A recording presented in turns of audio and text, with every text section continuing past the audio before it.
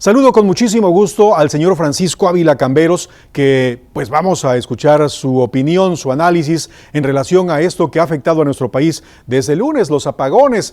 Señor Francisco Ávila, muy buenas noches, qué gusto verlo y saludarlo. Muchas gracias, igualmente, como todos los miércoles, a sus órdenes. Bueno, es una cuestión bastante compleja con muchos factores que están interviniendo. En primer lugar, hubo en Estados Unidos, concretamente en la parte sur, una tormenta invernal muy severa que afectó los gasoductos. Esto de alguna forma limitó el suministro de gas a México. Somos dependientes de Estados Unidos en una gran proporción para poder generar energía eléctrica a través de quemar el gas. Y la situación es que no estábamos preparados, esa es la verdad. Si en una casa yo no tengo tinaco y en una casa guardo el agua para que lo que pudiera yo necesitar en una cubeta, pues en el momento en que me falla el suministro del agua en la línea, pues no tengo reservas. Eso es terrible y creo que aunque se le quiera adornar mucho, yo considero que estos apagones, porque finalmente no hay energía eléctrica en amplios sectores del país, aunque sean programados y lo que sea, la realidad es que falla muy grande en Comisión Federal de Electricidad, porque la dirigen políticos. En Comisión Federal de Electricidad hay personal técnico muy capacitado, muy eficaz, muy bien entrenado, pero lamentablemente están supeditadas sus decisiones a los criterios que se manejan en otros niveles, y en otros niveles no dirigen técnicos a la Comisión Federal de Electricidad, sino políticos que simpatizan con lo que le llaman la 4T y que pues de repente sale que son expertos en el sector eléctrico cuando vemos que hay muchas fallas, y vamos a platicar sobre ellas. Miren, el hecho de que en Estados Unidos haya habido una tormenta muy severa y que escaseó el gas allá porque se congelaron los gasoductos, y además con una demanda de gas muy alta, hizo lo que tenía que pasar, pasó. Subieron los precios, ley de oferta y demanda. ¿Eso cómo se resuelve? Se resuelve comprando coberturas, como compramos coberturas para proteger los precios del petróleo. Cuando viene una caída abrupta, aquí se puede comprar coberturas para poder estar protegidos ante estas eventualidades. ¿Qué fue lo que pasó? No hubo coberturas, no se tenía almacenamiento de gas suficiente, se pudo haber explorado y extraído gas en México. Hay programas que se estuvieron manejando hace algunos años para explorar sobre todo los yacimientos de gas que se supone están en el estado de Coahuila y otras partes del norte del país, y de repente pues esos proyectos quedaron en el cajón del olvido.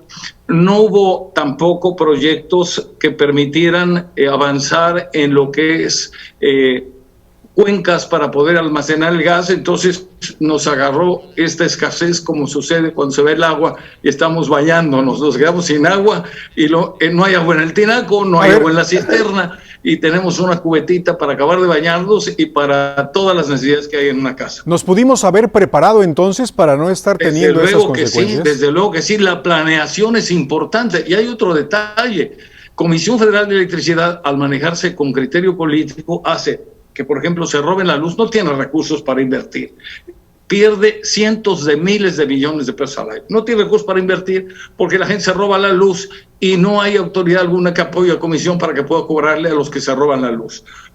Por otro lado, tenemos el caso de Tabasco.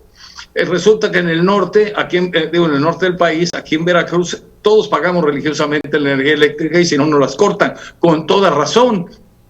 Sin embargo, en Tabasco les perdonan los adeudos anteriores a una buena parte de la población. Luego resulta que les ponen la tarifa más baja del país y todo eso que cuesta, pues lo tienen que repercutir sobre los que sí pagamos energía eléctrica. Y esto no deja margen para poder invertir, para poder darle mantenimiento a las plantas, etcétera. Estamos pagando las consecuencias de una cadena de errores que se han cometido, no tanto por los técnicos, que vuelvo a insistir, hay gente muy capaz ahí, muy responsable, pero cuando alguien maneja una empresa de ese tamaño con criterios ideológicos, con criterios políticos, pues tenemos las consecuencias que ahora estamos viviendo. Y hay otra cosa todavía más complicada. empiezan a ponerse en operación los gasoductos, pero resulta que el gobernador de Texas, al ver la situación en que está su estado, ha decretado que no se puede vender gas hasta el día 21 de febrero, y eso, a ver cómo están las cosas para entonces, porque primero tiene que suministrar gas para las plantas y para las necesidades que hay en ese estado de la Unión Americana. ¿Qué pasó? Se cancelaron las granjas solares, se cancelaron algunos proyectos de inversión muy importantes donde iba a haber generadores con energía eólica, y resulta que al presidente le pareció que se veía muy feo, que afeaban el paisaje, y dijo que ya no iba a haber más licitaciones de ese tipo. Inclusive se está viendo a través de una iniciativa de contrarreforma eléctrica, a ver cómo vuelve otra vez Comisión a hacerse cargo de lo que hasta ahora le han compartido a los particulares. El particular es más eficiente, quiero decirle, porque si pierde no hay quien lo ayude.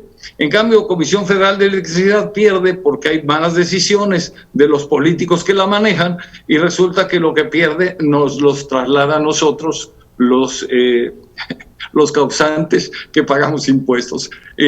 Hay que arreglar las cosas, hay que despejar todo de ideología. Bien. Y hay que pensar cómo enderezar la situación, porque en el norte son miles de millones de pesos los que se están perdiendo, porque las principales plantas que generan una producción importante como los que hay en el norte, de acero, de cerámica, etcétera, etcétera, están trabajando a media máquina porque no tienen la energía eléctrica suficiente. Y va para largo. Muchísimas gracias, como cada noche de miércoles, señor Francisco Ávila.